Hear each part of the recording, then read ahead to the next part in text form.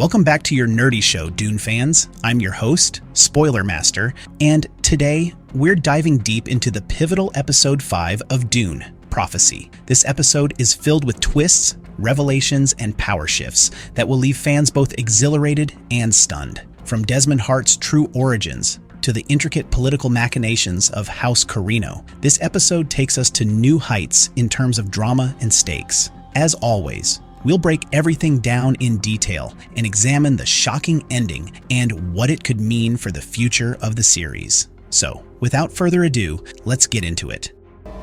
Give our son his opportunity, Haviko.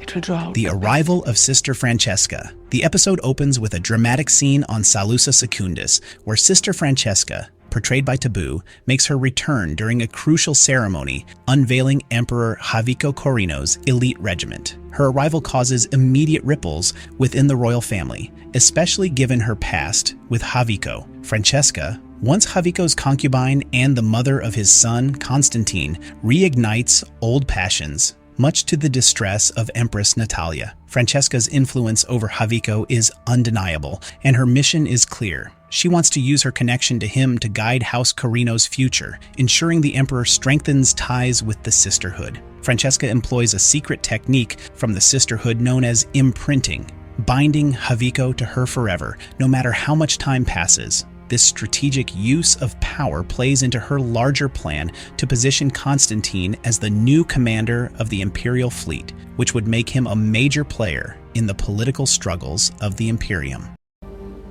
I didn't come here to drive a wedge between you and your wife, Haviko.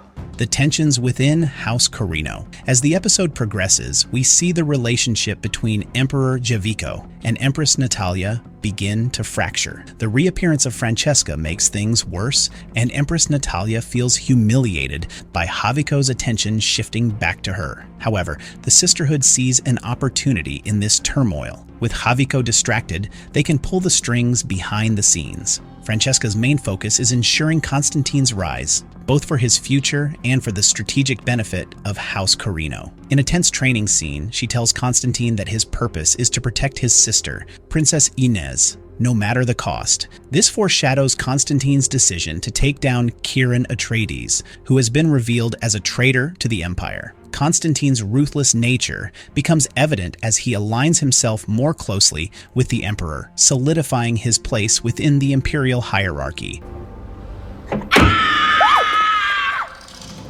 The Harkonnens' political moves. Meanwhile, tensions are also brewing within House Harkonnen. Valya, the new Mother Superior of the Sisterhood, briefs Francesca on the escalating situation. In a moment of political subterfuge, Valya has sent a message under Constantine's name to avoid detection by the Spacing Guild. This move further shows how the Sisterhood operates in the shadows, pulling strings on multiple fronts. The most significant development in the Harkonnen camp comes when it's revealed that Desmond Hart is the reckoning prophesied by Mother Superior Raquella Berto Anarul. Hart's role in this episode becomes even more pivotal as he clashes with key figures like Kieran Atreides. Desmond Hart, played by Travis Fimmel, is shown to be ruthless, harboring deep hatred for the Sisterhood. He leads a new regiment that foreshadows the creation of the elite Sardaukar forces. Hart's invitation to Kieran to join his forces marks a critical turning point in Kieran's loyalty. Refusing to betray his principles, Kieran finds himself in a deadly confrontation with Hart's forces. You give me something I can use. I shall spare you. Desmond Hart's dangerous role. Hart's emergence as a central figure in the story can't be overstated. He is not just a military leader, he represents a growing force of destruction. His methods are brutal, as seen when he tortures a smuggler to extract information on rebel leader Michaela. This shows the stakes of the episode. Hart's cruelty symbolizes the Empire's unrelenting grip on power. Constantine, meanwhile, continues his training under his father's watchful eye. The shifting dynamic in House Corino becomes clearer as Constantine realizes Kieran Atreides is a significant threat. I have chosen you, my son, to command my fleet. The political machinations of House Corino. In the Imperial Palace, Constantine's political maneuvering reaches new heights as Haviko names him the new commander of the Imperial fleet. This move represents a win for both Constantine and the Sisterhood, but it comes at a personal cost. Empress Natalya, humiliated by her husband's actions, leaves the dinner in disgust, making her rift with Haviko irreversible. The political climate within House Corino is shifting, and the Emperor's grip on power becomes ever more tenuous. You gave birth to me. You sent me away. Empress Natalya's betrayal. After the dinner, Natalya confronts Desmond Hart in a pivotal scene. Feeling betrayed by both her husband and the Sisterhood, she decides to align herself with Hart. In a moment of shared bitterness, Natalya kisses Hart, signaling the beginning of a dangerous alliance. This alliance is a strategic move for Natalya, who seeks revenge against those who have wronged her, but it is also a risky decision. Hart is a volatile figure, and this alliance could spell disaster for the Empress. The coming together of Hart and Natalya represents a significant shift in the political landscape. With both sides of the conflict now united against the Sisterhood, the stakes have never been higher. Give me evidence, and the Imperial House will reward you. The Harkonnen deal with Hart. In a tense meeting between Baron Harrow Harkonnen and Desmond Hart, the two begin to forge an uneasy alliance. The Baron, ever the opportunist, expresses his distrust of Valya's intentions and offers Hart an apology for their previous confrontation. Hart reveals his ultimate goal, to dismantle the Sisterhood by exposing their ties to the rebellion. In exchange for the Baron's cooperation, Hart offers him a forbidden thinking machine device, which will allow the Harkonnens to eavesdrop on Valya's communications. This device is a crucial piece of technology, and its introduction into the storyline hints at the growing tensions surrounding the Butlerian Jihad. The device represents humanity's growing reliance on technology and the shadow of the jihad that has loomed over the Dune universe for centuries. Sister Tula, this station is an absolute mess.